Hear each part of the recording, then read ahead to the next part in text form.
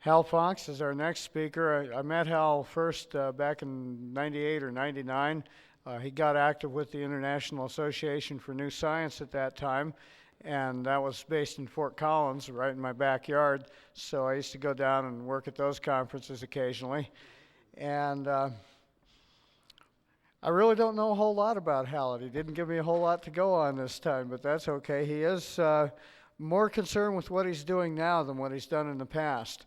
And he told me that he has a PhD but doesn't like to spread that around because he finds it's easier to communicate with other PhDs if they sort of talk down to him. Hal is the publisher of the Journal of New Energy. He's based here in Salt Lake City. He's head of the International Association for New Energy, INE, and he's been just doing a fantastic job at that for the past several years, and we're really thankful that he's part of the scene here. So here's Hal Fox.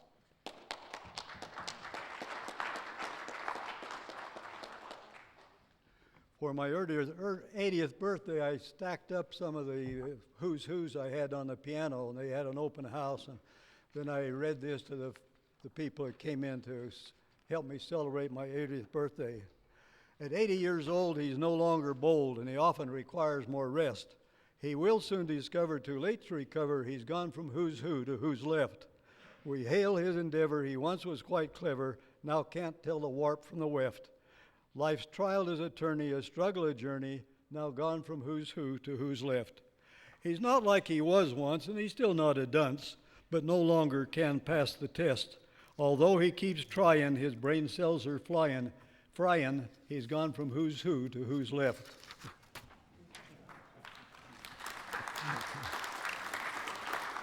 Okay.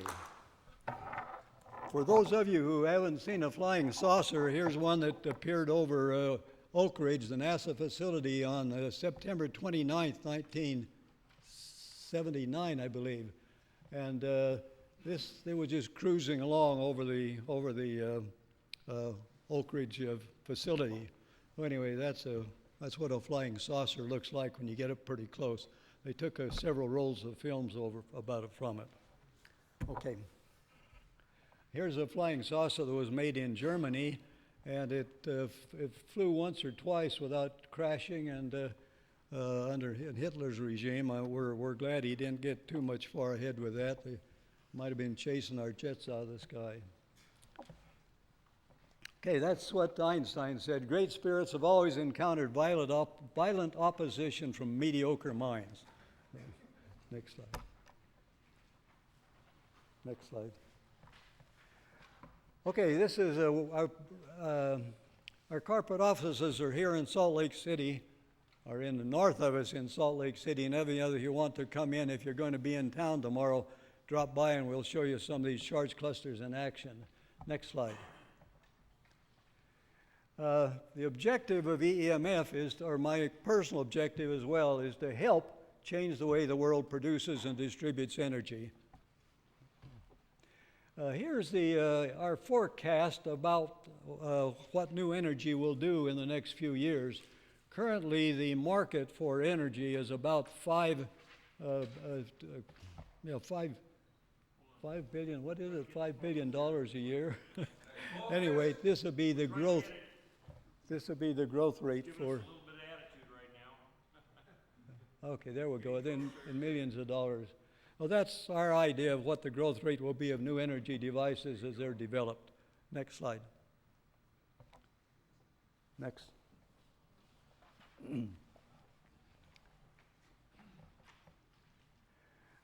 We think, sometimes we think science ought to be real simple.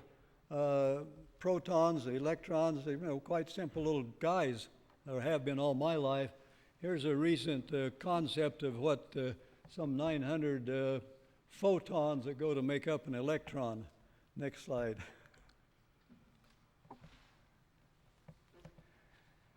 The high-density charge clusters, the little ones, the small ones up there, are about 1 micron in size. They range in size from 0.5 micron to 3 microns, but they collect and are more like that circle.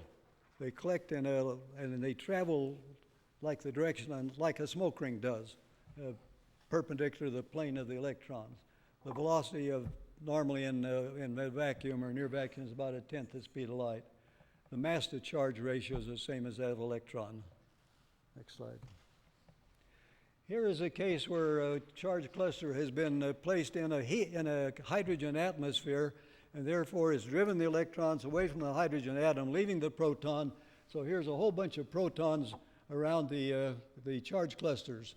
However, the protons are still only one proton with maybe 100,000 to 1,000,000 electrons. So in an electric field, you can accelerate that combined charge cluster about the same as you would without the protons. Therefore, you can accelerate those protons so that you can begin to get nuclear reactions with in some materials, about 5,000 volts. At 75 to 100,000 volts, you can have nuclear reactions with almost any material.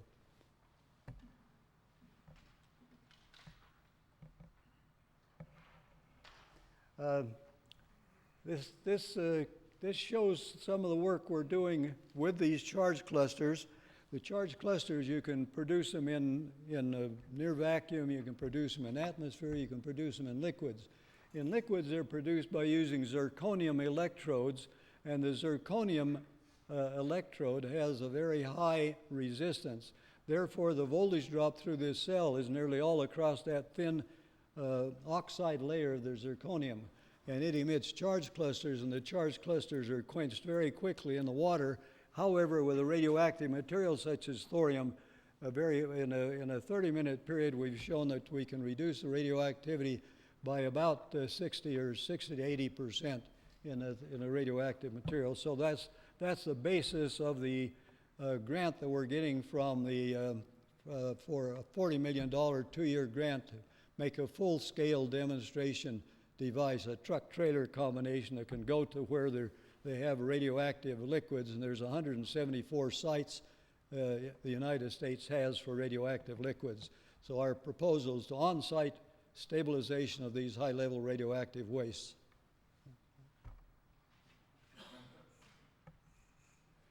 Here shows some charge clusters being produced. Gee, I can't see the, you can see the arcs across there. The razor blades give a nice focus, or just a pointer. And oh yes, I could use this. There's the arcing showing in this photograph, and so the razor blades have a fairly high voltage. To make the charge clusters in atmosphere, you have to use a fairly high voltage. So we're probably up around a few thousand volts. Here's another illustration of the same thing. Here's the arcing of the charge clusters off the razor blades. Okay. And here again, it shows the arcing of these charge clusters. Okay.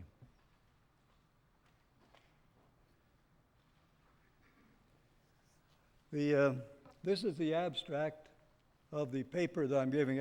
The announcement said it'd be on magnets, but I thought what we'd do is talk a little bit about what the role of the Journal of New Energy is playing and has played for the past 7 years in getting new information out to the world. So basically, the acceptance of new scientific discoveries are a function of the currently taught scientific concepts. However, if the new discoveries advance or contribute to current scientific concepts, then the discovery will rely on publication in scientific journals. However, if this discovery is of fundamental new science, and if such new science requires the abandonment of currently taught concepts, then you might have some difficulty in finding a place where you get it published. So the Journal of New Energy was established to publish articles that are otherwise they're not published in the standard scientific journals. Nearly all the scientific journals are peer-reviewed, and they don't even tell you who the peers are, peer-reviewed by academic professors and so on. And so you got to be on their side, or you have a difficulty. For example, in our office, we collected over 3,000 papers on cold fusion. They come from over 200 laboratories in 30 different countries.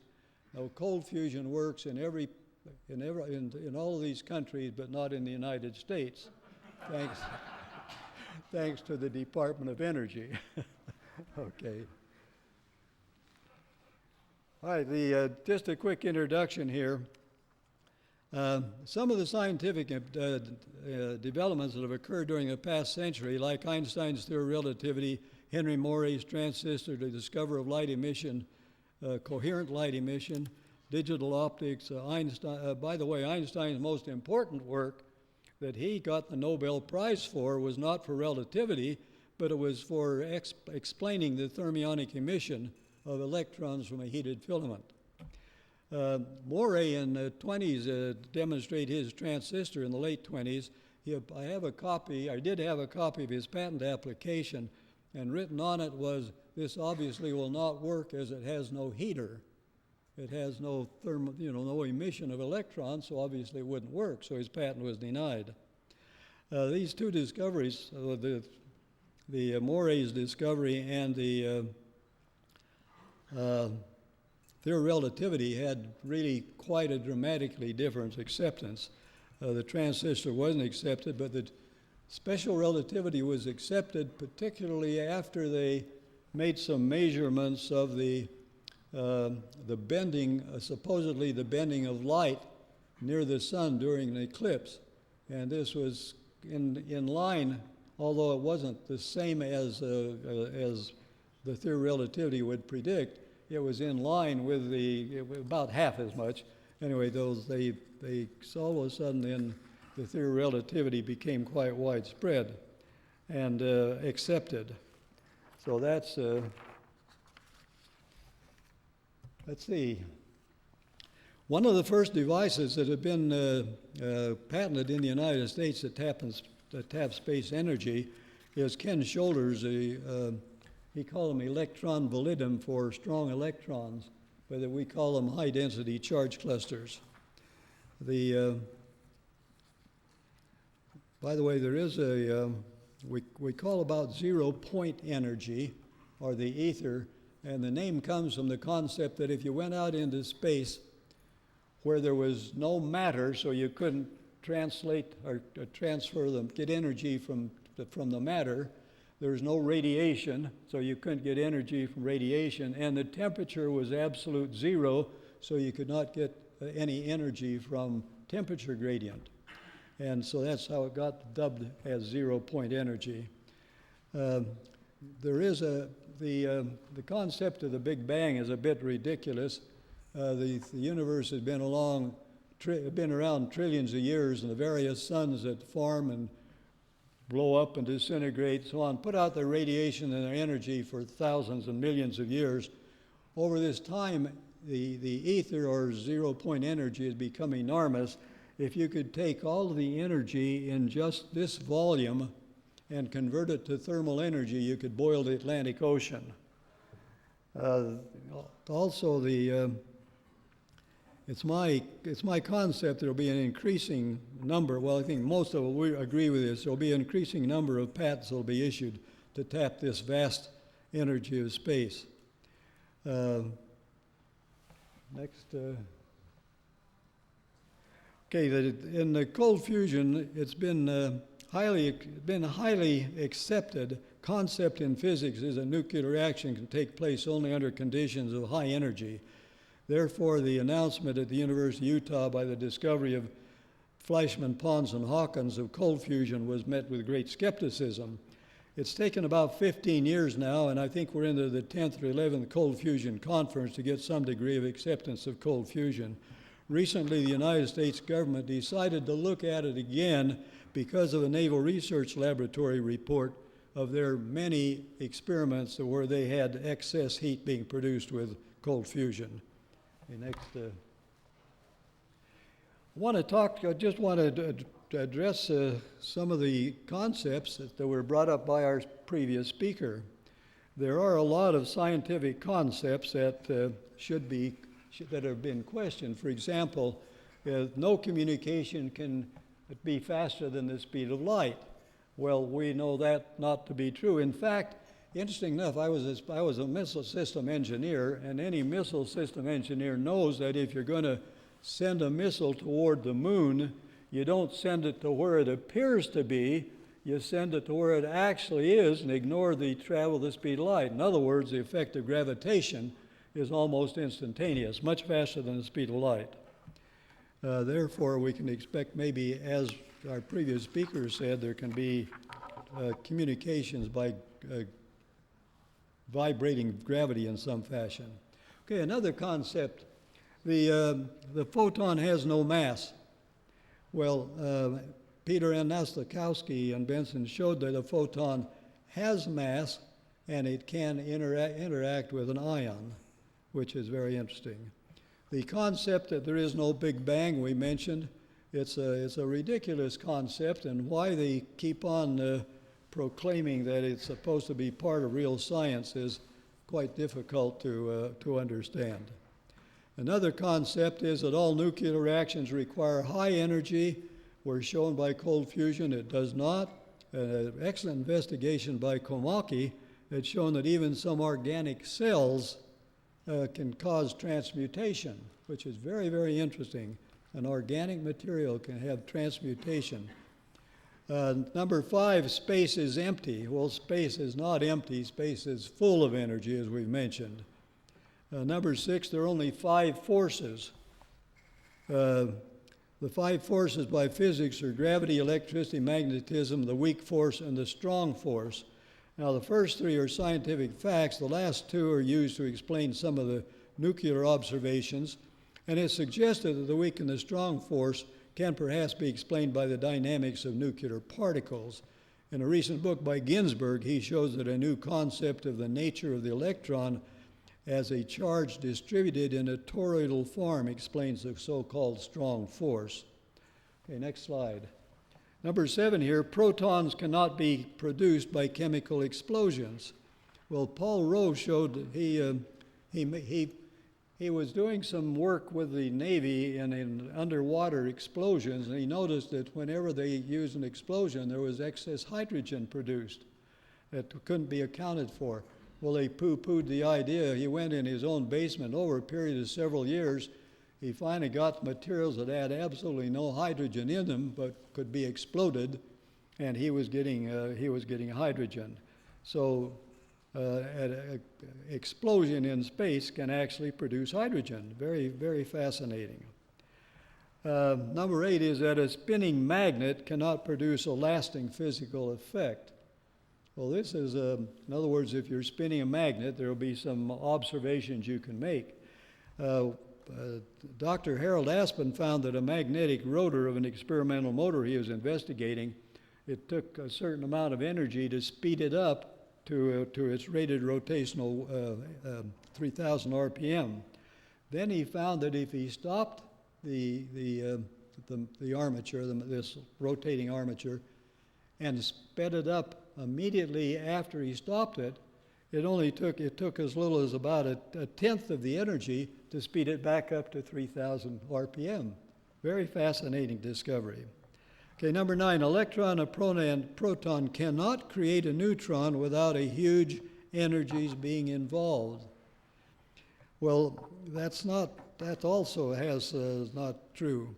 There's been some unexpected neutron emissions have been reported in several articles describing measurement of cold fusion experiments. Although these neutrons are not cited as being produced by the combination of electrons and protons, the citations are of some interest. It's an accepted scientific fact that a free neutron decays free, with not located around matter, close to matter.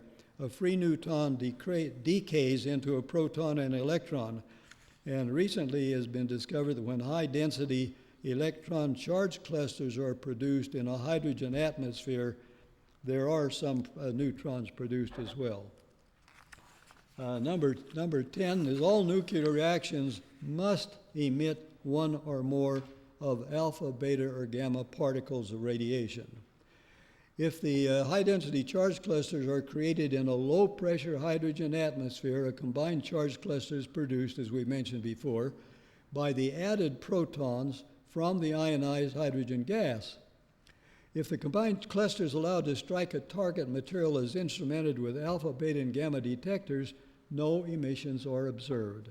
However, if the experiment is contrived to pull the high-density charge cluster away from the protons, and then so the protons can go with sufficient velocity, then the impact of the protons without the charge cluster produces the expected alpha, beta, and gamma radiation.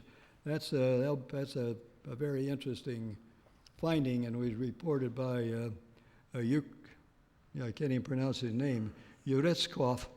All nuclei of chemical elements resulted from the transformation or transmutation are the ground non-excited state. That is, no appreciable radioactivity was found in his work in this case. And then number 11 is the energy of space cannot be tapped to produce commercial energy. Well, as discussed above, we can produce energy from the tapping the energy of space. And in fact, I'm quite sure that now that we understand more about magnetism and that magnetism aligns space energy, then a properly built magnetic device should be able to produce excess energy. And the Monotto motor, which was recently announced and patented in several countries, he has a contract now to produce fans, rotating fans. They figure that the fans are run with the Monotto motor. They'll pay for their changing over to the new fans with a new motor by the savings of electrical energy.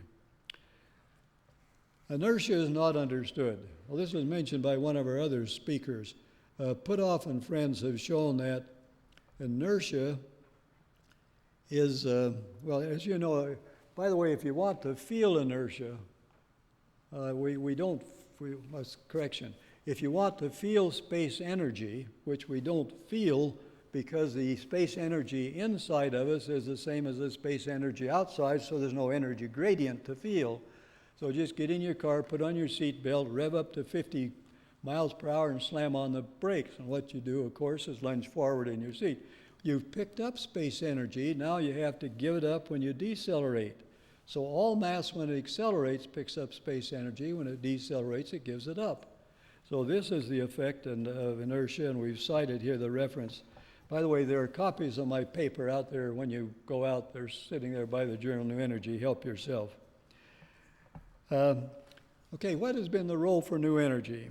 The New Energy, the Journal of New Energy, what has been the role for the Journal of New Energy? The Journal of New Energy was started in 1996, been published quarterly since, and is published to help provide articles about some of the new energy developments. And new energy is a term we use where you do not obtain the energy from the sun, the wind, the tides, geothermal, or biomass. This has to be other sources. Those devices that tap those sources of energy are, the buzzword is alternative energy. It's considerable interest to know that we sent the first issue of the Journal of New Energy to Chem Abstracts, and they accepted it to be abstracted, and so all the articles that are produced in the Journal of New Energy are abstracted and printed in the chemical abstracts. When new scientific concepts are discovered, it's often difficult to get it published. Okay, with the Journal of New Energy, this isn't difficult. That's the role we play. And we also publish articles that would normally could be published in other journals as well. Many years ago, to improve the dissemination of scientific knowledge, it was agreed that there would be no use of angels, devils, spirits, ghosts, etc., to explain observed scientific facts. Therefore, if your milk spoiled, it wasn't a demon that did it. Okay, but we have taken God out of science, and I'll have to admit it was a good thing to do a certain time, but I agree with our past speaker, it's time to look at some of the things that, for example, human consciousness and some of the other things. When we die, we do not just die, they bury that body, but our spirit lives on. I tried for some time to learn how to exit my body and have an out-of-body experiment. And I finally succeeded. And as I flew out over the valley, over the Salt Lake Valley, my memory was with me. What was lying back there on the bed was something else. The real me was there flying through the air. And then I saw some lights out on the Ochre Mountains, and I was going to head toward that. I thought, that's Kennecott. And then my wife chose that time to do a flip-flop in bed, and right smack back, I was back in my body. So. Okay, there's evidence that there should be communication between living persons and that which leaves the physical body upon death. It is now suggested that there should be a place for selected scientific articles to be published that shed more scientific information on the nature of the spirit of man. And the Journal of New Energy will consider publication of selected articles. There is a friend of mine whose name is LeVar, and he communicates telepathically with the spaceship, the starship Capricorn, which has been around up there. It has about 90 shuttles, or flying saucers, you might call them, and they will be landing and showing themselves after the NESARA program is announced, so that we'll declare peace, and it doesn't look like a friendly landing if you got jet aircraft trying to shoot it out of the air. I was a meteorologist in Germany, served there for a couple of years for the Tactical Air Command. And they had an antenna up on top of the hill where we were, and the antenna would sweep around to see things coming at long distances. The antenna had to be quite low. Well, if there's a temperature inversion, in other words, if it warms as it goes aloft instead of cooling as it goes aloft, it'll bend the radar down, and it can pick up a truck on the highway or a boat on the water, and it looks like it's doing some strange things there in the air. So when they'd see an unidentified flying object, they would check with us, do we have a temperature inversion? If we said no, they shut it, the aircraft would take off and try to chase these unidentified flying objects. Of course, these things could fly circles around our aircraft. No, never had none of the hundreds of these that they ever did any of them try to shoot down our jet aircraft, nor in any case were we able to shoot down or harm any of them. So I have had some direct experience with the UFOs. So that, my friends, is my paper, and I'm going to share my time with this good-looking guy right here. He's got some interesting things to show us. And by the way, to pay attention to this, the new energy, most of the things that Maury King talked about yesterday involved charge clusters. It's very interesting. Korea's work, the PAP engine, etc. Well, I would predict that the charge cluster technology is going to be at the forefront of much of our new science, much of our new energy devices in the days to come. So the New Energy Express, don't let it leave without you.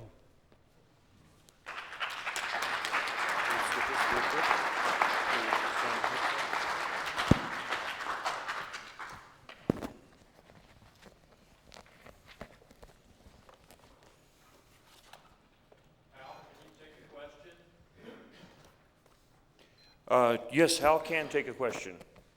What was the question? Yes, but I want to give plenty of time, so make your questions real quick. Oh, and I'll only ask questions I know the answer to.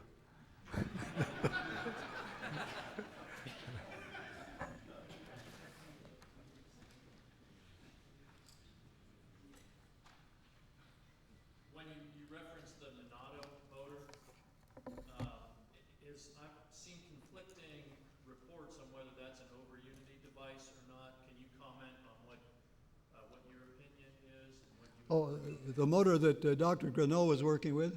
Yes. He was able to replicate a motor, and he could get about 101 or 2 or 3% efficiency. It wasn't as great as they thought it was going to be. Okay, thank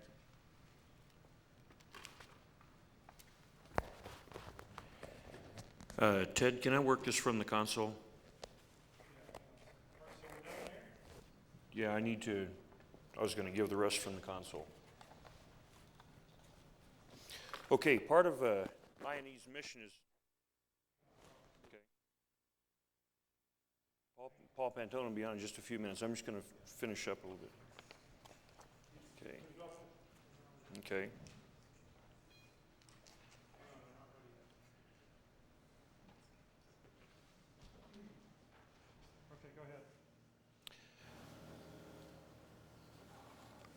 Okay. Part of INE's mission is not just to encourage research, but also to assist and follow it. Among all the research that's available out there and what we've been working on, excuse me, there's the research of high frequency and high pressure. You take a cup of gasoline or a gallon of diesel fuel and you pour it out on the driveway, you light it, and if with a blowtorch you might be able to get that diesel fuel started and might even get it burning, or kerosene. You raise it to very high pressure, very high frequency, we get an enormous yield out of just a few grams or a few nanograms and hundreds of pounds of force out of it. Electricity at 60 hertz is something similar to pouring gasoline out on the ground or diesel fuel, and we can burn it. It does work. It does constitute some form of energy transmission and release or transformation, because we can't create or destroy energy. We can only transfer it or bring it in or pass it through or from one medium to another. But a gentleman who's done a lot of research on the function and transformation of energy is a gentleman named Donald L. Smith. His picture's up on the screen here. Don's done a lot of research in high frequency energy, and just like that diesel fuel, when we bring the energy level up and we bring the pressure up, diesel 22.5 to 1, it now goes what some people would use the word critical, and we get an exponential yield. It's the same thing with uranium. You can burn uranium on the ground. You can burn C4 on the ground, but it isn't until you create a pressure wave and you compress that you begin to get this new yield out of it. Don Smith is working with some high frequency work in plasma, similar to some work that we've been doing at our shop here. He's here. Let's see if I can get this right here. Now I don't have tech support. I've got to do it myself. The coil that we're looking at on the top is a conventional Tesla coil, except that this one right here is very much like a conventional Tesla coil, except that this one only is a receiver, and it receives high frequency energy, which has to be rectified through a capacitance diode circuit to become usable DC. This next experiment is 3 induction coils that are receivers, 1 induction coil that's a transmitter, high frequency, that we can put a capacitance diode receiving or a conversion circuit on all of those coils, and the strangest anomaly occurs at extremely high frequencies. Each coil produces just as much as the transmission coil. Are we starting to get some critical yield out of this? What you're looking at right here is the proverbial Tesla ball, or the plasma discharge experiment, except we've got an induction coil on it. And this induction coil was producing about 65 kV at 41 milliwatt. Anybody who has a calculator or any math in their head realizes that that is substantially in excess of the 11 watts required to run the Tesla ball there. Give us those figures again. Pardon? Give us those figures again. It was 65. We were getting a 65 kVA at, and we actually were able to vary it up and down. It ranged from 20 to 61 milliwatts on the output at 65 kV on that coil. milliamps. Thank you, I stand corrected. Milliamps. This next experiment, and I'm going to cover everything very quickly. I have a limited amount of time. But I just wanted to give you a brief overview. This is more of a show and tell and seed some food for thought here.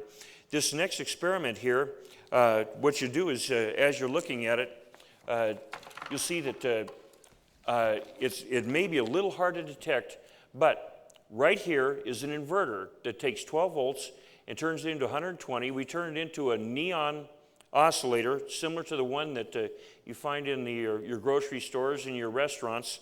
This is just the bridge connector with a diode rectifier, and we have a coil inside the PVC pipe here and an induction coil on the outside. Now, I may have to go to another, let's see, I have better, okay. This is the same device here. Actually, I'll see if I can lighten that up for you. My apologies. Let's see. There's the inverter is on the left there.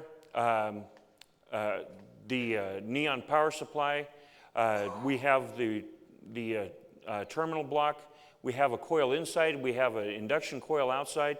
The induction coil, we're bringing it through a diode rectifier capacitance chain circuit here. This is the capacitance on the input. Let's see. Oh, excuse me. I'm getting ahead there. And what happens is that on, my apologies, on the right, there's actually another induction coil here, and there's a terminal block. The induction coil is missing, but what is done is that there's the induction coil has taken off sufficient DC to power the inverter and keep the battery without discharging. Don, years ago, tried to get a patent on this, bought it to the DOE. They frowned on it. Don is now dying. There's not much left of him. He may last about 18 to 36 months, if that. He's right now. The Russians. There was 5 of them in Houston this last week. They left the same day I did on Tuesday. They duplicated this experiment with success and took it home with them. I'm going to show you another one that they also duplicated. Let's see. What was the point of that one, that the output provided enough input to sustain it? That's correct. You've probably seen this on the internet. It's been passed around quite a bit. Don was the proprietor of this. He has the original patents. This is the early version of some of the motors that we see out front, and our friend Dennis Lee's Sundance. Sundance generator, excuse me. And there's the pickup coils are paired together. The conductor that you see going up here comes down to the corresponding coil on the opposite side and to the terminal block on the opposite side. There is a vinyl or plexiglass disc in there that has a substrate of 4 different types of magnetic material, 2 ferromagnetic neodymium and a ceramic magnetic material that's been crushed into basically a dust, and it's sprayed homogeneously across the disc with 4 holes. On the original prototype that he did, there's a phonograph disc inside there, and you can see the phonograph disc just from the edge here on this one, and the phonograph disc is right here. And there are 4 holes to interrupt the magnetic field, but with the lack of a continuous magnetic field, there's some counter electromotive forces that don't exist here. There's a DC motor here, as seen in the last picture, that is used for power. It's very low power. The Russians just reproduced this 2 weeks ago. As I said, they left on Tuesday morning, the same morning I came from Houston to here. They were meeting with Don over the weekend. I was at Don's place just after the Russians had left. They reproduced one significantly larger, disassembled it, and it was working fine. They were talking about putting in about 46 watts to operate the motor, and Don said that they were getting over 6,000 volts at 4 watts out of each of the 8 phases. I did not witness the test. Don's character is positive. He's been reliable. I've never experienced a deception from Donald Smith yet. Other people are very displeased with him. He is a man who lives under controversy. I can't speak positively to the character, but those are the figures that he conveyed to me. We're actually I'm in the process of reproducing this at our lab in Houston presently. There's a, I'm going to see if I can get a little better picture of that for you here. Nope, this isn't going to, let me lighten that up. What are your contact details? Pardon? Can you give us your contact details so we can keep in touch with you on that? Please, I'm having a hard time hearing. Contact details. Contact information so we can keep up with the status of it. Oh, keep up with the status. If it's my intention to, that's why we're here. Now, there are 8 pairs of coils with their course. Pardon, sir? He wants your email address. Oh, MXMAN, short for maintenance man. I'm a good janitor, I'm a good maintenance man. I can clean up messes, solve problems, and fix things. MXMAN at WT, whiskeytango.net. MXMAN at WT.net. The disc, the rotating disc is in here. You can see the tip of the motor there. The corresponding coils produce alternating current. The Gauss field strength is not extremely high, but 10,000 lines of flux constitute 1 volt ampere or 1 watt. What's happened is that he has I believe I'm beginning to understand it myself in that what he's done is with the substrate that he's sprayed onto the rotating acrylic disc. In this particular one, it's a rotating acrylic disc. Originally, it was a phonograph record. It looks like he has created something that would appear under normal sensory detection as a homogeneous magnetic field with no poles at all. But I believe it's so discrete and the magnetic field is so, the line of flux, the density is so high, it's that just with it rotating at 46 RPMs, we're producing not more than hundreds of volts out of each coil pair, which obviously out of all 8 positions must go through a diode capacitance rectifier circuit to turn it into usable DC. This has been passed around the net for a couple of years. Dennis Lee, that generator that the Sundance generator he's talking about, is actually based on this principle. It's kind of a shame. Dennis Lee has too much counter EMF. When he accelerates the Hummingbird, we end up with a heating problem, and he's using neodymium magnets that have a field strength of 92. They, after 40 some odd minutes of operation at speed, they had a field strength of between 12 and 17 because of the heating. You know, we had an extensive depreciation in the field strength of the magnets. They don't tolerate the heat very well. However, in this one, there's little or no heating, which, if that is correct, would indicate automatically that, or excuse me, would tend to cause one to believe that we've reduced the counter EMF, the counter electromotive force. Anytime you take a coil or a conductor, remember how the electrons flow? If it's flowing this way, you know, your fingers point that way, and all your fingers, it rotates like this. Well, you wrap that coil around. Well, this wrap corresponding to the next one, these are rotating this way and these are rotating that way. We have a counter electromotive force there, a counter EMF, and you have subsequent heating. That's why motors and generators overheat. Coils cannot be wound with that type of counter EMF to any extreme without reducing your efficiency. That's why cooling sometimes on a motor generator affects its rating. Okay, on the 747 they have 2 generators in the back. They're the same as the ones on the engines. The engines are rated for 25 kVA. The ones in the APU are rated for 35 kVA. They have better cooling. If we can eliminate the counter EMF problem, we don't have to worry about the cooling. Our output can be substantially increased. My time is very, very rapidly coming to a close. I'm going to try 1 or 2 more things here to give you a little. This right here is a reproduction of an experiment that we did about 20 years ago, where we have a cathode, air anode, plasma discharge tube. And what you're seeing here is a aluminum plate and a brass plate. And we're taking off 2 electrodes off of each plate with an acrylic separator. We were getting about 1,200 volts off the plates, okay?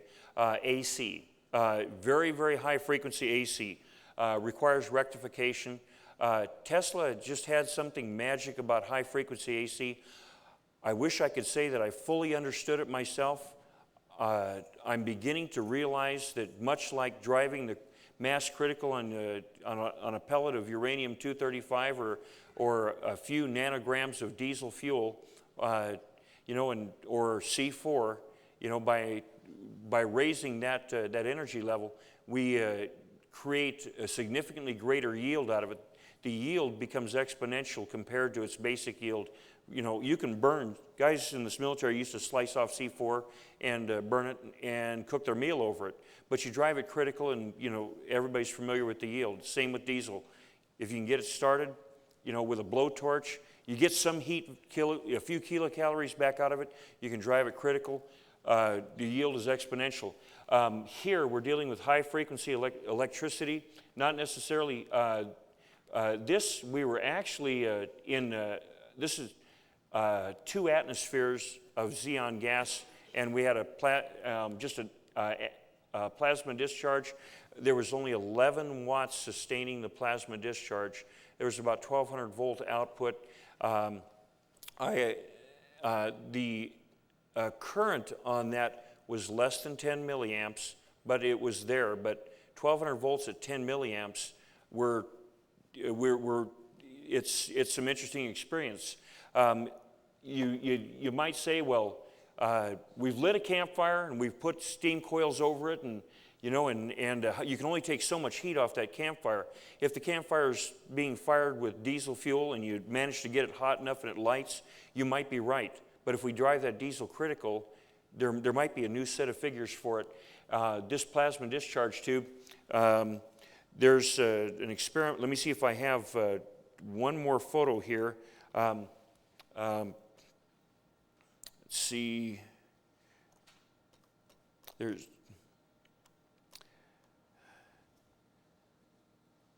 my humble apologies on I should have been more prepared. I appreciate your patience. Let's see.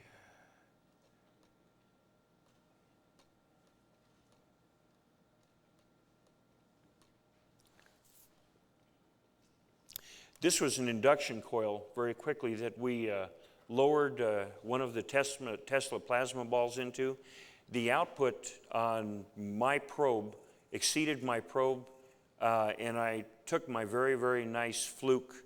I didn't expect it to exceed the fluke high voltage probe.